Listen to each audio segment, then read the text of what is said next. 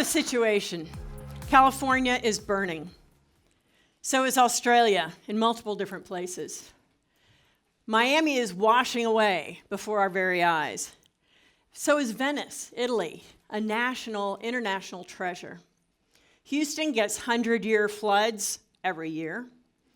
Hurricanes get more severe, more frequent. And tornadoes are happening in places they never did before, like a half a mile from my house. Puerto Rico and other island nations can barely repair from one disaster before the next one comes along. So what's going on here? We've got hotter summers, colder winters. We have all the rain at once and then no rain for months, causing droughts and floods. We have a situation that is a global circumstance that we can't control. It feels out of control, and it feels like the little things that we can do, that we know how to do, seem so insignificant and compared to the scale of the problem.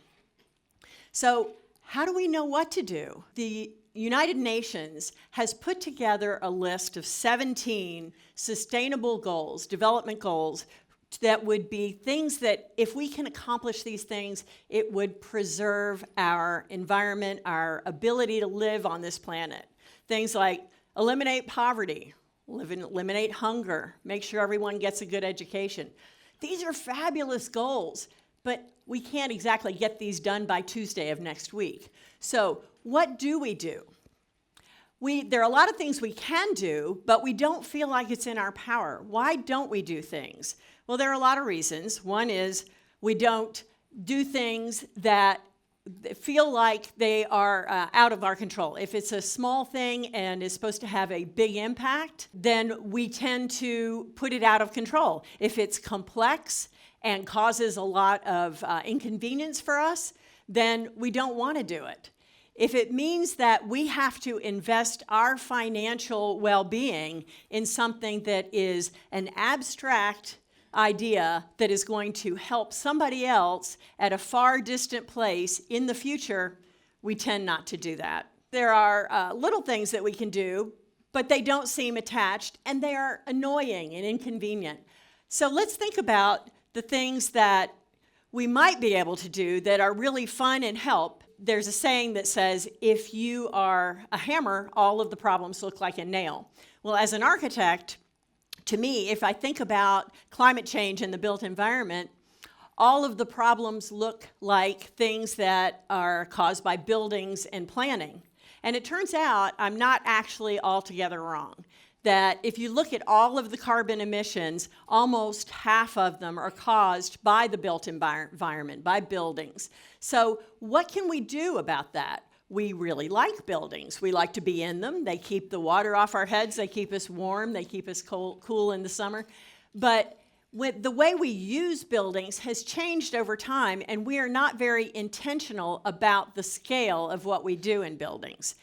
Many years ago, when we started expanding into the suburbs, houses were much smaller.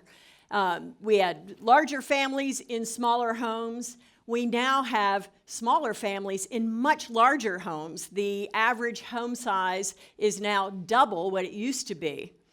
So what can we do about that?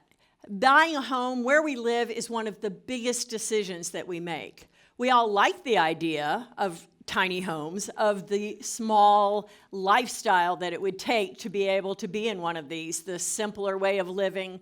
We're intrigued with this small lifestyle, but there are many reasons that most of us cannot live in 250 square feet. I'm certain that I could not do it. But where we live and how big we live is one of the biggest decisions that we make about how much carbon we absorb. Another thing is how much stuff we have. We all need our tools. You know, when you need a ball-peen hammer, you really need a ball-peen hammer, but you don't need one every day. So if you had the ability to share with others, share your things with others and borrow from them, this community put together a tool library. We know that libraries work really well for books. They also can work for tools. They can work for fancy clothes, a lot of things that we don't necessarily have to buy just to have for ourselves. But back to buildings, when we think about what it is about buildings that causes carbon emissions. The operations is the big thing. Putting the building into place is one thing, but it's the electricity to run this projector, to run the air conditioning in this space. So how can we do better about not using so much of that?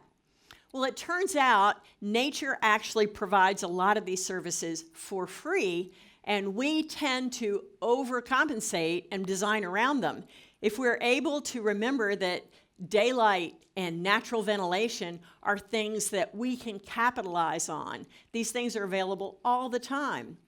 If we live in a climate where most of the year it's pretty nice, we could open windows and use daylight and be more intentional about not using so much of what we produce ourselves. Another way to reduce our carbon footprint is through transit. As you saw, transit is one of the other biggest things. Many of us have a transit system right on the ends of our legs. Not all of us can walk all of our errands, but there are other ways to get around too. Bicycling is a great way. I love this poster because it reminds us that not only is bicycling good for the environment, it's also good for us.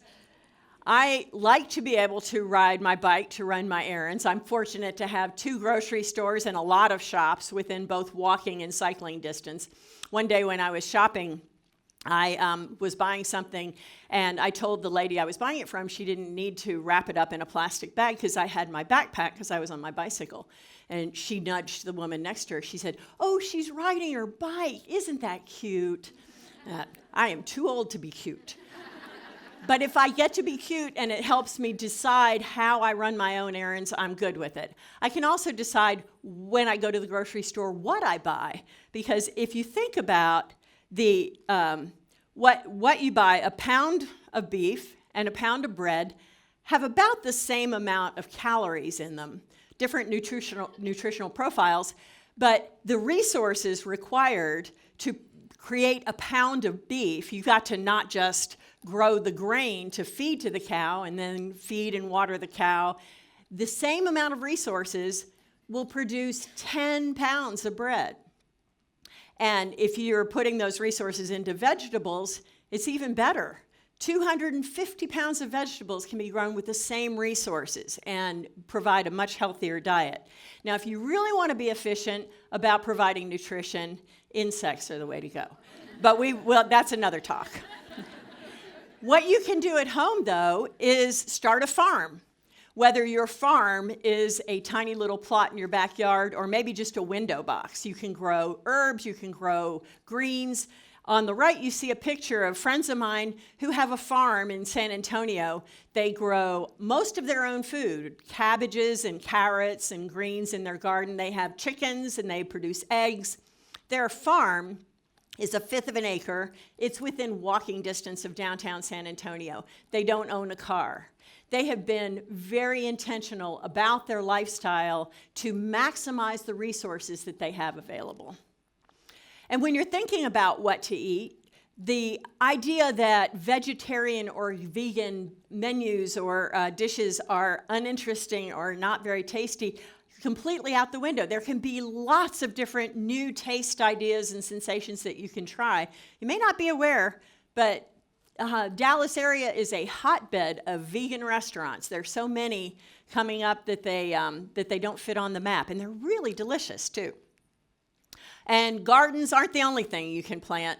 Trees, as they grow, sequester carbon, provide shade, reduce heat island effect, and they enhance neighborhoods. You can see the sustainable design goals here that are answered by planting trees, reducing inequity because they bring up the value of neighborhoods. Also, if you want to encourage an understanding of the environment, get out in it. Encourage people to experience it. People who have experienced the environment are more likely to understand what it takes to preserve it and are more eager to put energy into doing it. Also, women and children are the future of environmental protection. Women-owned businesses, as many of us know, put more of their profit back into their families and their communities, and helping kids with education, helping them understand their place in the world, helps to create the equity and the education that they're going to need as we try to move into the future and preparing our environment. So I'm going to leave you with my top 10 recommendations for what we can do to enhance both our lives, make it fun, and have an impact on that big, hairy problem of global warming. First, the easy things. Don't use plastic bottles. Don't use plastic. You know this stuff. This we all need to do. Also, walk or run your errands on your bike. Read to a kid. If you don't have a kid, borrow one. Their parents will be happy to help. Empower a women-owned business. As we launch into the buying season here, be intentional about who you're buying from. Give people experiences instead of stuff. Give them a gift certificate to that vegan restaurant. Share stuff. Don't buy that big snowman. Borrow it from your cousin who didn't put it out last year.